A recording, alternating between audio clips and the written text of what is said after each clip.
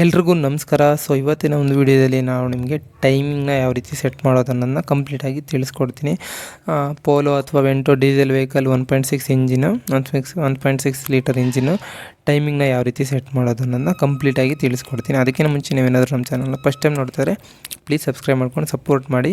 ನಿಮಗೇನಾದ್ರು ಈ ವಿಡಿಯೋ ಬಗ್ಗೆ ಡೌಟ್ಸ್ ಇದ್ದರೆ ಅಥವಾ ನಿಮ್ಮ ಒಂದು ಕಾರಲ್ಲಿ ಏನಾದ್ರು ಪ್ರಾಬ್ಲಮ್ಸ್ ಇದ್ದರೆ ಅದನ್ನ ಕಮೆಂಟ್ಸಲ್ಲಿ ತಿಳಿಸಿ, ನಾನು ಅದಕ್ಕೆ ಸಜೆಸ್ಟ್ ಮಾಡ್ತೀನಿ ಏನು ಪ್ರಾಬ್ಲಮ್ ಆಗಿರುತ್ತೆ ಅಂತ. ಆ್ಯಂಡ್ ವಿಡಿಯೋ ಇಷ್ಟ ಆದರೆ ಒಂದು ಲೈಕ್ ಮಾಡಿ. ನಿಮಗೆ ಮೊದಲನೇದಾಗಿ ಟೈಮಿಂಗ್ನ ಸೆಟ್ ಮಾಡೋಕ್ಕೆ ಮುಂಚೆ ಕ್ಯಾಮ್ ಶಾಫ್ಟ್ ಪುಲ್ಲಿ ಮತ್ತು ಕ್ರ್ಯಾಂಕ್ ಶಾಫ್ಟ್ ಪುಲ್ಲಿ ಅಂತೀವಿ, ಅದನ್ನೆಲ್ಲ ನೀವು ಒಂದು ಹೋಲಲ್ಲಿ ಮ್ಯಾಚ್ ಮಾಡಬೇಕಾಗುತ್ತೆ. ನಾನು ಈ ವಿಡಿಯೋದಲ್ಲಿ ತೋರಿಸ್ತಾ ಇರ್ತೀನಿ, ನೀವು ಅಬ್ಸರ್ವ್ ಮಾಡಬೇಕಾಗುತ್ತೆ.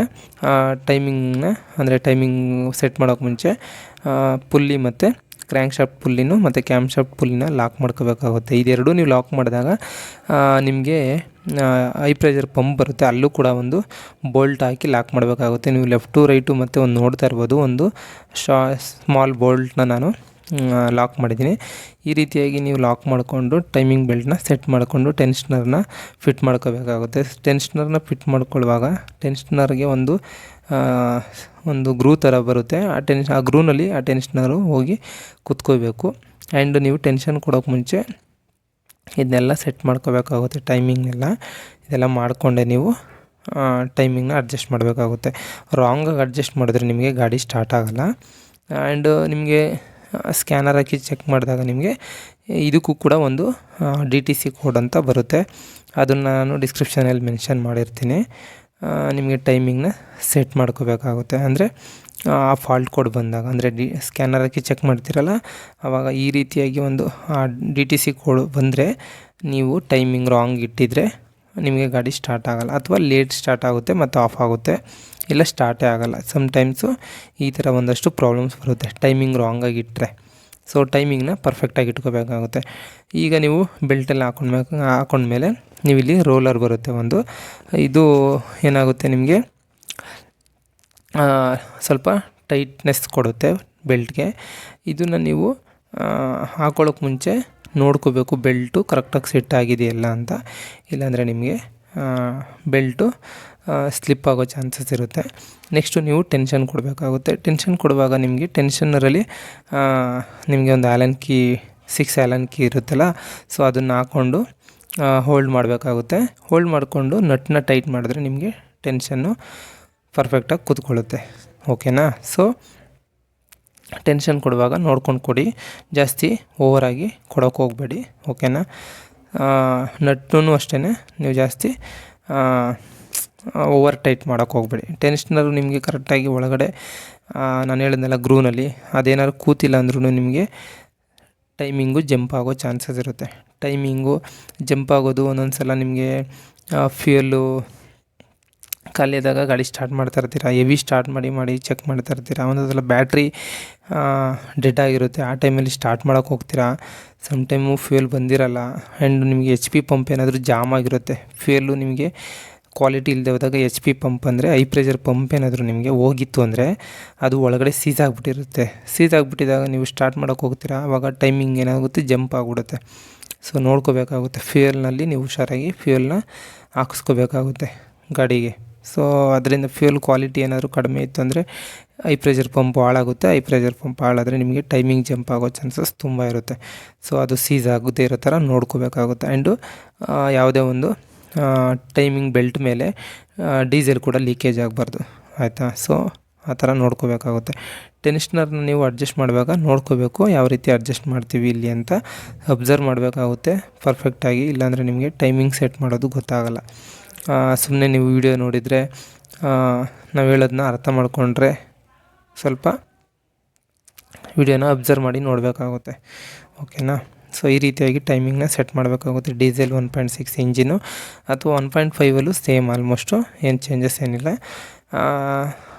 ಇಂಜಿನ್ನು ಸ್ವಲ್ಪ ಸ್ಪೆಸಿಫಿಕೇಷನ್ ಚೇಂಜ್ ಇರುತ್ತೆ ಅಷ್ಟೇ, ಡಿಸೈನ್ ಸ್ವಲ್ಪ ಎಲ್ಲ ಆಲ್ಮೋಸ್ಟು ಸೇಮ್ ಇರುತ್ತೆ. ಓಕೆನಾ?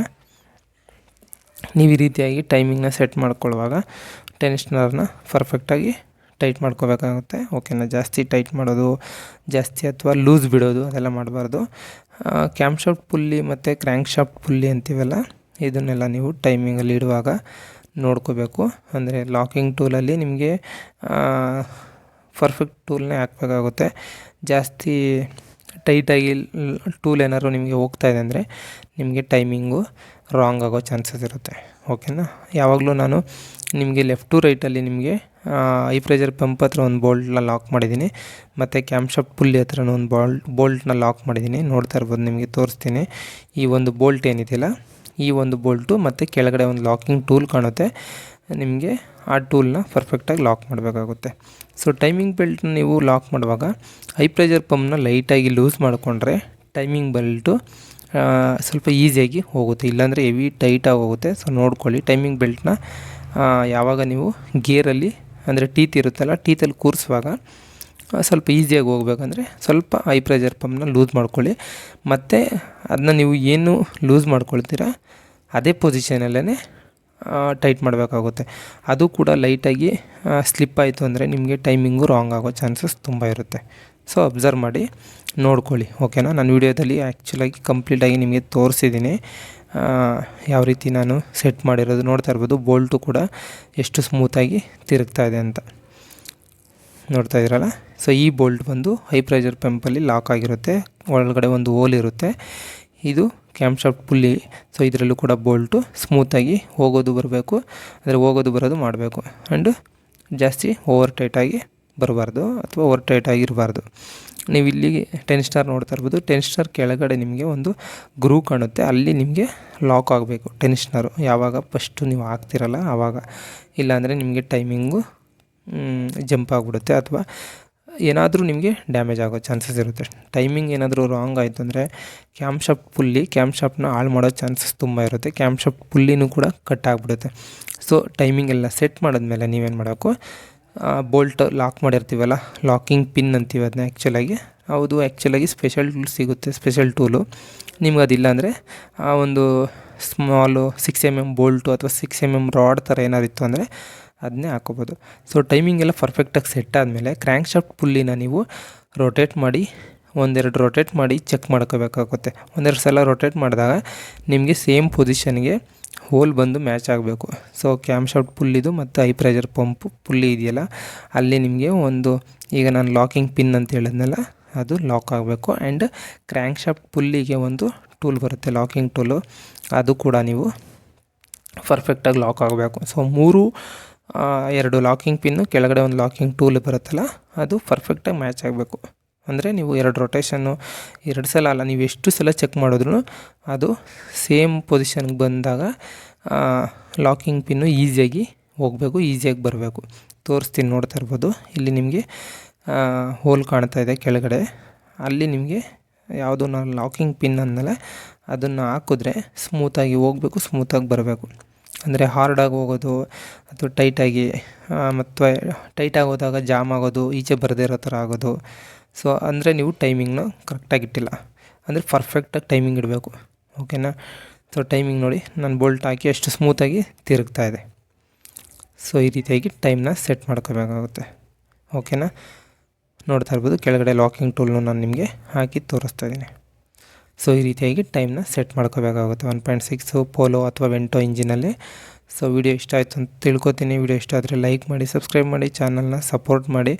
ಆ್ಯಂಡ್ ಇದೇ ರೀತಿ ಹೊಸ ಒಂದು ವೀಡಿಯೋಗಳನ್ನ ನಾನು ಅಪ್ಲೋಡ್ ಮಾಡ್ತಾಯಿರ್ತೀನಿ. ಆ್ಯಂಡ್ ನಮ್ಮ ಚಾನಲ್ನ ಸಪೋರ್ಟ್ ಮಾಡಿ ಅಂತ ಕೇಳ್ಕೊತ ಈ ವಿಡಿಯೋನ ಮುಗಿಸ್ತೀನಿ. ಸಿಗೋಣ ಮುಂದಿನ ವೀಡಿಯೋದಲ್ಲಿ ಅಂತ ಹೇಳ್ತಾ ಧನ್ಯವಾದಗಳು. ಥ್ಯಾಂಕ್ ಯು ವಿಡಿಯೋ ನೋಡಿದ್ದಕ್ಕೆ.